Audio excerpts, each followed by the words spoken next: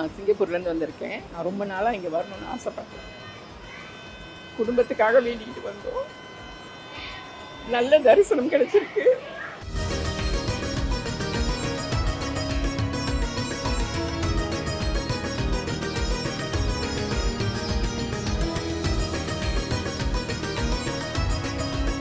நான் முதல்ல டவுன் பஸ்ஸில் வந்தேன். இன்னைக்கு நிலைமைக்கு நான் கிரீட்டா காரில் வர அளவுக்கு வளர்ந்தது காரணம் கற்பகமூர்த்தியை நான் வாரம் தவறாமல் வணங்குறதுனால எனக்கு கிடைச்ச பெரிய வெற்றி.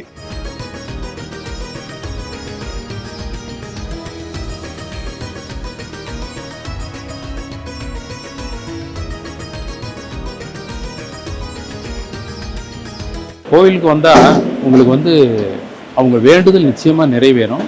உண்மையான கோரிக்கை, நியாயமான கோரிக்கை நிச்சயமாக நிறைவேறும்.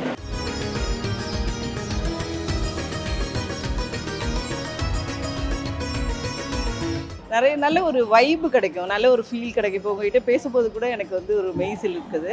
தெறிக்க விடும் காரம் நிறம் சுவையை தருகிறது. ஆச்சி மிளகாய் தூள் தெறிக்க விடும் காரம் நிறம் சுவை. சௌபாக்யா ஹோம் அண்ட் கிச்சன் அப்ளையன்சஸ். நீங்களும் ஒரு அரசு ஊழியராக உங்கள் எதிர்காலம் சிறப்பாக அமைய உங்கள் வழிகாட்டியாய் the mount study centre Tiruvallur. Training program for UPSC, TNPSC, TNU, SRB, TET, RRB, SSCL banking. Pillaiyar என்றதும் அவர் ஒரு முழுமுதற் கடவுள் என்பது அனைவருக்கும் நினைவுக்கு வரும். ஆனால் வேறு சிலருக்கு பிள்ளையார் சிலையை உடைத்த கதை நினைவுக்கு வரும். தமிழ்நாட்டில் பிள்ளையார் வழிபாடு என்பது மிக சமீபத்தில் வந்த ஒன்று என தொடர்ச்சியாக அவர்கள் சொல்லிக்கொண்டே இருக்கிறார்கள். அதாவது 100 வருடமாகவே இந்த பிள்ளையாரை கொண்டாடுகிறோம் என்பது அவர்களின் வாதம். ஆனால் 10ஆம் நூற்றாண்டில் கட்டப்பட்ட தஞ்சை பெரிய கோவிலை விட 9ஆம் நூற்றாண்டில் கட்டப்பட்ட திருவாவடுதுறை கோமுக்தீஸ்வரர் ஆலயத்தை விட பழமையான ஒரு ஆலயம் ஒரு பிள்ளையார் கோவில்தான் என்பது எத்தனை பேருக்கு தெரியும்? ஆம், இன்று நாம் தமிழ்நாட்டின் மிக பழமையான பிள்ளையார் கோவிலுக்கு வந்திருக்கிறோம். பிள்ளையார்பட்டி. இந்த பெயரை கேட்டவுடன் உடல் சிலிர்க்கும், மனம் மகிழ்ச்சியில் மிதக்கும் என்பது மறுக்க முடியாத உண்மை. யாம் இருக்கும் இடத்தில் சகல செல்வங்களும் கற்பக விருட்சமாய் வளரும் என்று கூறிய விநாயக பெருமான் அருள்மலை பொழியும் இடம்தான் பிள்ளையார்பட்டி.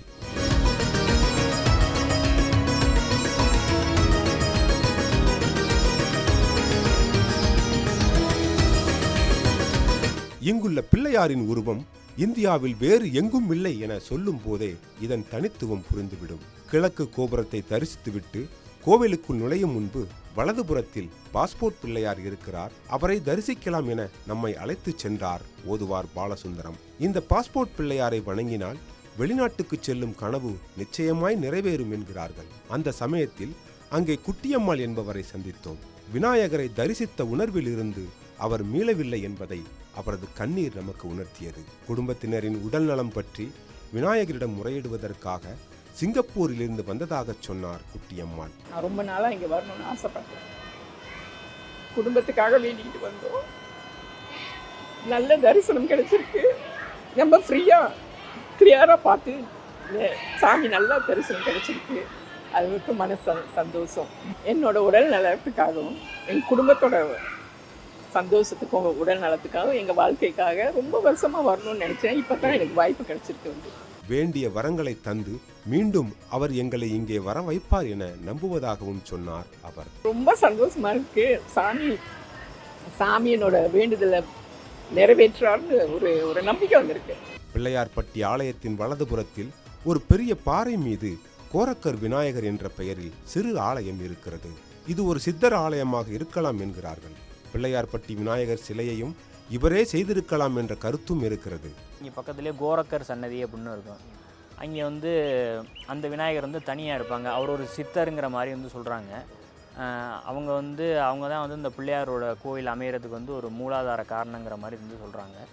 அதெல்லாம் நாங்கள் பல்வேறு புத்தகங்கள்லையும் இதழ்களையும் இது மாதிரி குறிப்பிட்டிருக்காங்க. அதை வச்சு நாங்கள் அவங்க வாயிலாக சொன்னதை வச்சு நாங்கள் உங்களுக்கு சொல்கிறோம். கோரக்கருங்கிறவர் முக்கியமான ஒரு அங்கமாக வகிக்கிறார். அந்த பிள்ளையார் பிள்ளையார்பட்டி கோயிலோட இதுக்கு அவர் ஒரு அடித்தளமாக சொல்கிறாங்க.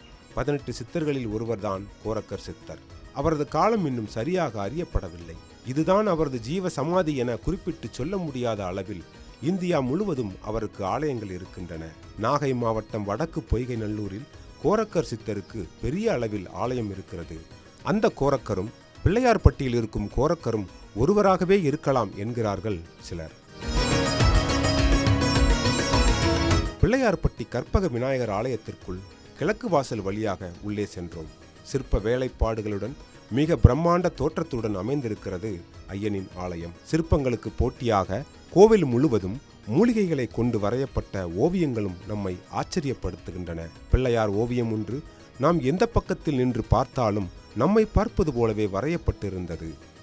நாம் எங்கிருந்தாலும் என்ன செய்தாலும் அவர் பார்வையிலிருந்து தப்ப முடியாது என்பதை அந்த ஓவியத்தின் மூலம் அழகாக சொல்லியிருக்கிறார்கள். இன்னும் உள்ளே சென்றால் கற்பக விநாயகரும் திருவீசரும் இருக்கும் சன்னதியை அடைந்தோம். செல்வமல்கு சீர்கொள் செங்காட்டம் கொடிகதனுள் கங்குள் விளங்கதி ஏந்திகாடும் கணபதி ஜரம் காமுறவே அங்கமும் வேதமும் போது நாவர் அந்த நாளும் அடிபரவ மங்குள் மதிதவள் மாட வீதி மறுகளிலாவிய மைந்த சொல்லாய் செங்கையலார் புன செல்வமல்கு சீர்கொள் செங்காட்டம் குடிகதனுள் கங்குள் விளங்கரி ஏந்திகாடும் கணபதி சரம் காமுறவே கங்குள் விளங்கரி ஏந்திகாடும் கணபதி சரம் காமுறவே. கரிய பெரிய உருவத்தில் அகன்ற காதுகளுடன் மூலவர் கற்பக விநாயகர் 6 அடி உயரத்தில் வலம்புரி நிலையில் காணப்படுகிறார். கால்களை பாதியாக மடித்து ஆசனத்தில் வயிறு படியாமல் அமர்ந்திருக்கும் அர்த்த பத்மாசனம் எனும் திருக்கோலம் அவருடையது. வலது கையில் சிவலிங்கத்துடனும் தும்பிக்கையில் மோதகத்துடனும் இடது கையை மடித்து கடிகஸ்தமாக இடுப்பில் வைத்திருக்கும் பெருமித கோலத்தில் காட்சி கொடுத்தார் கற்பக விநாயகர். சிவகங்கை மாவட்டத்தில் பிள்ளையார்பட்டி திருத்தலம் மிகவும் பழமையான ஒரு திருக்கோயிலை கொண்டுள்ளது. நகர கோயில்கள் 9இல் ஒரு சிறந்த திருக்கோயிலாக கற்பக விநாயகர் திருக்கோயிலும் அனைவரும் அறிந்ததே. இந்த திருக்கோயில் மலையில் உடையப்பெற்று உள்ளே விநாயகப் பெருமானும் அருகில் திருவீச பெருமானும் எழுந்தருளியிருக்கிறார்கள். அதைத் தொடர்ந்து பாண்டிய மன்னர் காலத்தில் சில திருப்பணிகள் நடந்திருக்கிறது. அதைத் தொடர்ந்து பிள்ளையார்பட்டி கோயில் நகரத்தார்கள் பெரிய கல் திருப்பணிகள், கிழக்கு ராஜகோபுரம் முதலியவற்றை மிகவும் சிறப்பாக செய்ததாக தல வரலாற்றில் காணப்படுகிறது. எல்லாம் அல்ல கற்பக விநாயக பெருமானை வந்து வழிபடுபவர்களுக்கு எல்லா நலன்களும் வாரி வாரி வழங்குவார் என்பது அனைவரும் அறிந்ததே. பிள்ளையார்பட்டி பிச்சை குருக்கள் நூற்றுக்கணக்கான மாணவர்களுக்கு பூஜை முறைகளை கற்றுக் கொடுத்து வருகிறார்.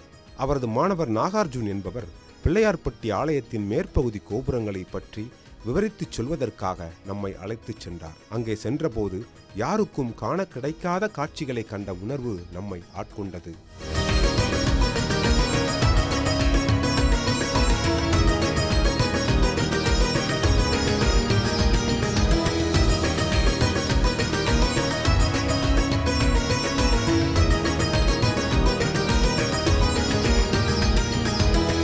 இங்கே இருக்கிற ராஜகோபுரம் பார்த்திங்கன்னா இது வந்து சிவபெருமானோட ராஜகோபுரம். இதுதான் வந்து கிழக்கு கோபுரம்னு சொல்லுவாங்க. இதுதான் வந்து பிள்ளையார்பட்டியோட பிரதான ராஜகோபுரம் தான். இங்கே பார்த்தீங்கன்னா இது வந்து வடக்கு கோபுரம். இது வந்து வடக்கு கோபுரம். இங்கே இருக்க கொடிமரத்தில் தான் வந்து விநாயகர் சதுர்த்தி 10 நாள் அந்த வழிபாடு அப்போ வந்து இங்கே தான் வந்து கொடியேற்றம் செய்வாங்க. இது நம்ம கற்பக பிள்ளையாரோட அந்த கோபுரம் விமானம் வந்து இதுதான் அவங்களோட கோபுரம். பிள்ளையார்பட்டியில் விநாயகர் பிரதான தெய்வமாக இருந்தாலும் திருவீசர் என்ற பெயரிலும் மருதீசர் என்ற பெயரிலும் சிவபெருமான் இங்கு பிரதிஷ்டை செய்யப்பட்டிருக்கிறார்.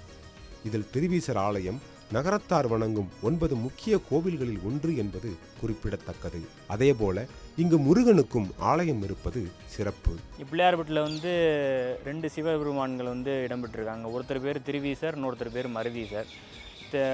திருவீசருங்கிறவர் வந்து கற்பக பிள்ளையாரோட சன்னதியிலே வந்து இடதுபுறமாக வந்து இருக்காங்க. அது வந்து பக்தர்களோட தரிசனத்துக்கு வந்து பெரும்பாலான தரிசனம் வந்து இப்போதைக்கு அனுமதிக்கிறது இல்லை. அந்த திருவிழா நாட்களில் வந்து கொடியேற்றம் அந்த கொடிமரத்தில் நடைபெற்று 10 நாள் திருவிழா நடக்கும். 9ஆம் திருநாள் வந்து தேரோட்டம் நடக்கும். இங்கே அப்படியே கோயிலை வந்து தேர் வந்து சுற்றி வந்து விநாயகர் வந்து பவனி வருவார். அப்படியே அந்த சைடு பார்த்தீங்கன்னா அந்த பக்கம் பார்த்தீங்கன்னா அப்படியே சுப்பிரமணியரோட விமானம் இருக்கும். இது முதல்ல வந்து பாறையாக இருந்து அதுக்கப்புறம் உள்ளே வந்து அதை வந்து செதுக்கியிருக்காங்க. பாண்டியர் மன்னர்கள் காலத்தில் வந்து செதுக்கியிருக்காங்க. அதுக்கப்புறம் பார்த்தீங்கன்னா வந்து அந்த மன்னர்கள் ஆட்சி வந்து இதாகி அதுக்கப்புறம் நகரத்தார் பெருமக்கள் வந்து இந்த கோயிலை வந்து அவங்க வந்து பராமரித்து கல் திருப்பணிகள்லாம் பண்ணி மேற்கொண்டு இந்த கோயில் வந்து டெவலப் பண்ணி வந்து கல்டிவேட் பண்ணியிருக்காங்க. நீங்கள் உள்ளே பார்த்தீங்கன்னா எல்லாமே குடைவரை தான் எல்லாமே உள்ள. ஆமாம், குறைஞ்சி தான் கட்டியிருக்காங்க. பிள்ளையார் வந்து பாறையோடு வந்து அந்த பிம்பம் வந்து அட்டாச் ஆகி தான் அப்படியே இருக்கும். அதுலேருந்து தான் அப்படியே செதுக்கி பிள்ளையாரை வந்து உருவாக்கியிருக்காங்க. மேலிருந்து பார்க்கும்போது பிள்ளையாரின் குடைவரை கோயிலை மிக நன்றாக பார்க்க முடிந்தது. கற்பக விநாயகரின் ஆலயத்தின் நடை தினமும் காலை 6 மணிக்கு திறக்கப்படுகிறது. இரவு 8:30 மணி வரை சிறப்பு பூஜைகள் நடந்து கொண்டே இருக்கின்றன. பிள்ளையார்பட்டிக்கு வரும் அன்பர்களின் மிக விருப்பமான அபிஷேகம் என்பது விபூதி அபிஷேகம்தான். இந்த விபூதியை வீட்டிற்கு எடுத்து சென்று நெற்றியில் அணிந்து கொண்டால் கற்பக விநாயகர் கேட்டதெல்லாம் கொடுப்பார் என்கிறார்கள். காலையில் 8:30 மணிக்கு வந்து அபிஷேகம் வந்து நடைபெறும். அதை வந்து அபிஷேகம் நடைபெறும். அதுக்கப்புறம் வந்து உச்சிகால அபிஷேகம்னு சொல்லிட்டு அது வந்து 11:30க்கு வந்து ஒரு அபிஷேகம் நடைபெறும். அதுக்கப்புறம் வந்து சாயரக்ஷை அப்படின்னு சொல்லிட்டு 5:30 மணிக்கு ஒரு அபிஷேகம் வந்து நடைபெறும். அதுக்கப்புறம் இரவில் வந்து 8 மணி அளவில் வந்து அர்த்தஜாமம் அப்படின்னு சொல்கிற ஒரு அபிஷேகம் வந்து நடைபெறும். இது மாதிரி பள்ளியறை பூஜைகள் அதனை தொடர்ந்து நடைபெறும். அதே மாதிரி டெய்லியுமே வந்து பிள்ளையாருக்கு வந்து 108 மோதகம் வந்து டெய்லி வந்து இங்கே வந்து நைவேத்தியம் பண்ணுவாங்க பிள்ளையாருக்கு. இங்கே விபூதி அபிஷேகம் வந்து கொஞ்சம் வந்து பக்தர்கள் வந்து விரும்பி வந்து எல்லாரும் சொல்கிறது வந்து இந்த விபூதி அபிஷேகம். சாமிக்கு வந்து விபூதியால் அபிஷேகம் செய்யப்பட்ட விபூதியை வந்து நீங்கள் எடுத்து நம்ம வந்து பக்தர்கள் வந்து நான் வந்து பூசிக்கிறதுனால வந்து பல்வேறு நோய் நொடிகள் வந்து நீங்கிறதா வந்து நிறைய பேர் சொல்லி நம்ம வந்து கேட்குறோம். இங்கே நீங்கள் வந்து ஸ்பெசிஃபிக்காக சொல்லணுன்னா வந்து அருகம்புல் வந்து கொண்டு வருவாங்க. அருகம்புல் வந்து அதிக அளவில் இங்கே நீங்கள் விற்பனை செய்கிறத நீங்கள் பார்க்கலாம். பிள்ளையார்பட்டி விநாயகர் ஆலயத்தில் நகரத்தார்கள் மிக முக்கிய பொறுப்பில் இருந்து வருகிறார்கள். தற்போது இந்து சமய அறநிலையத்துறையின் கீழ் கோவில் இருந்தாலும் சாமியை தரிசிப்பதற்கு கட்டணம் வசூலிக்கப்படுவதில்லை. புதிய தொழில் தொடங்கும் போதும் புதிய வருடம் தொடங்கும் போதும் நகரத்தார்கள் இங்கு தவறாமல் வந்து விடுவதை வழக்கமாக வைத்திருக்கிறார்கள். புதிய தொழிலெலாம் தொடங்குறவங்க வந்து இங்கே வச்சு தான் ஃபஸ்ட்டு ஸ்டார்ட் பண்ணுவாங்க. இங்கே வேண்டிட்டு போய்ட்டு தொழில் ஸ்டார்ட் பண்ணி சக்ஸஸ் ஆனதுனால வந்து வருடம் வந்து அந்த நோட்டு புதிய நோட்டுகள் கணக்கு நோட்டுகள்லாம் வச்சு இங்கே வழிபட்டு தான் வந்து அவங்களோட வியாபாரங்களே ஆரம்பிப்பாங்க. அதனால் வந்து ஒரு வியாபாரத்தை வந்து பிள்ளையார் வந்து கற்பக விருட்சமாக இருந்து பெருக்குவாருங்கிறது இங்கே ஐதீகமாக வந்து எல்லாரும் வந்து வணங்குறாங்க. கற்பக விநாயகர் ஆலயத்தில் 1800களில் இருந்து தொடர்ச்சியாக கும்பாபிஷேகம் நடைபெற்று வருகிறது. இதனால் ஆண்டுக்கு ஆண்டு இந்த ஆலயத்தின் புகழ் பெருகிக் கொண்டே வருவது குறிப்பிடத்தக்கது. பிள்ளையாரை இஷ்ட தெய்வமாக வணங்கும் ஒவ்வொருவரும் வாழ்வில் ஒரு முறையாவது பிள்ளையார்பட்டிக்கு சென்று தரிசனம் செய்துவிட வேண்டும் என விரும்புகிறார்கள். சினிமா நட்சத்திரங்கள், அரசியல் பிரமுகர்கள் தவறாமல் வந்து செல்லும் இடமாகவும் பிள்ளையார்பட்டி இருக்கிறது. அரசியல் பிரமுகர்களாக இருக்கட்டும், இப்போ சினிமா நட்சத்திரங்கள் இவங்கெல்லாம் நிறைய பேர் வந்து தரிசனத்துக்கு வந்து அடிக்கடி வருவாங்க. விநாயகர் சதுர்த்தி நேரங்களில் வந்து நீங்கள் நிறையா பேர் பார்க்கலாம். எடுத்துக்காட்டுக்கு நிறைய பேர் நம்ம சினிமா பிரபலங்கள் பார்த்தோம்னா விஜய் அவங்கெல்லாம் வந்து வந்திருக்காங்க. விஜய், இந்த சிம்பு, விஷால் அவங்கெல்லாம் வருவாங்க. வேறு நம்ம அரசியல்வாதிகள் எல்லாமே வந்திருக்காங்க. இவங்க துர்கா ஸ்டாலின் அந்த அம்மா வந்திருக்காங்க. பிள்ளையார்பட்டிக்கு சென்னையில் இருந்து வந்திருந்த விஜயலட்சுமி என்பவரை சந்தித்தோம். என் பேர் விஜயலட்சுமிங்க. நான் சென்னையிலேருந்து வரேன். நான் இன்சூரன்ஸில் இருக்கேன். எல்லா இன்சூரன்ஸும் பண்ணுறேன் ஒரு 25 இயர்ஸாக. என்னுடைய ஃபினான்ஷியல் முடிஞ்ச உடனே எவ்ரி இயர் நான் வந்து ஏப்ரல் ஃபஸ்ட் வீக்கில் வந்துடுவேன். வந்துட்டு சாமியை பார்த்துட்டு தான் என்னுடைய ஃபினான்ஷியல் இயர் தொடங்குவேன். அது எனக்கு ரொம்ப ராசியாக இருக்கும். நிறைய கோயில் போகிறேனோ இல்லையோ எனக்கு இங்கே வந்தபோது ஒரு மன திருப்தி இருக்கும். ஒரு சாமி ரொம்ப ஒரு சாந்தமாக இருப்பார். நல்ல ஒரு வைப்பு கிடைக்கும், நல்ல ஒரு ஃபீல் கிடைக்கும். இப்போ உங்கள்கிட்ட பேசும்போது கூட எனக்கு வந்து ஒரு மெய்சில் இருக்குது. எனக்கு ரொம்ப ராசியாக இருக்கும். அந்த இயர் ரொம்ப தங்கு தடை இல்லாமல் ஏதாவது தடை இருந்தால் கூட அது போக்கிட்டு சாமி வந்து எனக்கு ஒரு நன்மை தான் பயக்குவார். அதனால நாங்கள் அங்கேருந்து வந்துட்டு ஒன் டேயில் வந்துட்டு அப்படியே ஒன் டேயில் திரும்பிடுவோம். கோவிலுக்கு வந்தால் உங்களுக்கு வந்து அவங்க வேண்டுதல் நிச்சயமாக நிறைவேறும். உண்மையான கோரிக்கை, நியாயமான கோரிக்கை நிச்சயமாக நிறைவேறும். அவங்க வந்து தொடர்ந்து பிரார்த்தனை பண்ணுறதுலையும் வாரம் குறிப்பிட்டாப்புல நாள்களில் விரதம் இருந்து வணங்குறதுலையும். சேலத்திலேருந்து வரேங்க. என் பேர் அங்குலட்சுமி. நல்ல பிள்ளையார் தான் முதல் முறையாக நான் வரேன் பிள்ளையார்பட்டியை தரிசனம் பண்ணணும்னு. பிள்ளையார் நல்ல அற்புதமான தரிசனம் தந்தார். அற்புதமாக இருக்குது கோவில். அற்புத கீர்த்தி வேண்டி, ஆனந்த வாழ்க்கை வேண்டி நல்லா இது தருவாங்க. எனக்கு இப்போ தான் முதல் தரிசனம் கிடைச்சதுங்க. உலகத்தில் 2 கைகளுடன் காட்சி தரும் விநாயகர் சிற்பங்கள் 2 இடங்களில் மட்டுமே உண்டு. ஒன்று பிள்ளையார்பட்டியிலும், மற்றொன்று ஆப்கானிஸ்தானில் காபூல் நகருக்கு அருகே கார்டஸ் என்ற இடத்திலும் கண்டுபிடிக்கப்பட்டது. பளிங்கு கல்லாலான இந்த சிலை 7ஆம் நூற்றாண்டைச் சேர்ந்தது என்கிறார்கள். பிள்ளையார்பட்டியில் அமர்ந்த நிலையில் இருக்கும் விநாயகர் ஆப்கானிஸ்தானில் நின்ற கோலத்தில் காட்சி தருகிறார். பிள்ளையார்பட்டி கற்பக விநாயகரின் சிற்பத்தை எக்காட்டூர் கோன் பரணர் பெருந்தச்சன் என்பவர் வடிவமைத்து இருக்கலாம் என கூறுகிறார்கள். பிள்ளையார்பட்டிக்கு எருகாட்டூர், மருதங்குடி, திருவங்கைக்குடி, திருவேங்கேஸ்வரம், ராசநாராயணபுரம் என வேறு 5 பெயர்களும் உண்டு. சுமார் 1600 ஆண்டுகளுக்கு முன்பு அமைக்கப்பட்ட இந்த குடைவரை கோவிலை பற்றி 14 கல்வெட்டுகளில் பதிக்கப்பட்டுள்ள தகவல்கள் அதன் பழமையை காலத்துக்கும் சொல்லிக் கொண்டிருக்கின்றன. இந்த கல்வெட்டுகள் தான் தமிழ்நாட்டில் பிள்ளையார் வழிபாடு என்பது புதியது அல்ல என்பதையும், பழமையான வழிபாடுகளில் ஒன்றுதான் என்பதையும் நிரூபிக்கின்றன. பிள்ளையார்பட்டி விநாயகருக்கு தேசி விநாயகர் என்ற பெயர்தான் ஆரம்பத்தில் இருந்தது என்றும், கற்பக விநாயகர் என்ற பெயர் பிற்காலத்தில் வந்தது என்றும் கூறுகிறார்கள். அவர் யோக விநாயகராக இருப்பதால் தான் கேட்ட வரங்களையெல்லாம் எளிதில் கொடுப்பவராக இருக்கிறார். என் பேர் இன்ஜினியர் அண்ணாமலை. நான் 1986 பிச்சை ஒரு அருள் வாக்குப்படி வாரம் வெள்ளிக்கிழமைக்கு விரதம் இருந்து ரெகுலராக வந்துக்கிட்டு இருக்கேன். 40 வருஷம் என்னுடைய வளர்ச்சிக்கு முழு காரணம் கற்பகவிநாயகர் தான். நான் முதல்ல டவுன் பஸ்ஸில் வந்தேன். இன்றைக்கி நிலைமைக்கு நான் கிரீட்டா காரில் வர அளவுக்கு வளர்ந்தது காரணம் கற்பகமூர்த்தியை நான் வாரம் தவறாமல் வணங்குறதுனால எனக்கு கிடைச்ச பெரிய வெற்றி.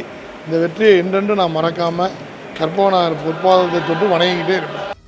விநாயகர் சதுர்த்தி திருவிழாவே இங்கு நடைபெறும் திருவிழாக்களில் மிக பெரியது ஆகும். அன்று 18 படி அரிசி மாவில் ராட்சத கொழுக்கட்டை செய்து நைவேத்தியம் செய்கிறார்கள். பிள்ளையார்பட்டி விநாயகரை வழிபட்டால் திருமண தடை அகலும், குழந்தைகள் இல்லாதவர்கள் குழந்தை பாக்கியம் பெறுவர், மாணவர்கள் கல்வியில் சிறந்து விளங்குவர், செய்தொழிலில் ஆச்சரியத்தக்க முன்னேற்றம் அடையலாம் எனவும் கூறுகிறார்கள். கோவிலின் உள்ளே காத்யாயினி என்ற பெண் தெய்வத்தின் சிலை காணப்படுகிறது. அந்த அம்மனை வழிபட்டால் 6 மாதங்களில் திருமணம் கைகூடும் என நம்புகிறார்கள். சென்னையிலிருந்து மதுரைக்கு விமானம் வழியாக சென்று அங்கிருந்து 79 கிலோமீட்டர் பயணித்து பிள்ளையார்பட்டியை அடையலாம். சென்னையில் இருந்து காரைக்குடிக்கு ரயிலில் சென்று அங்கிருந்து 12 கிலோமீட்டர் தூரம் பயணித்து பிள்ளையார்பட்டியை அடையலாம். அதேபோல காரைக்குடி வரை பேருந்து பயணம் மேற்கொண்டும் பிள்ளையார்பட்டியை அடையலாம்.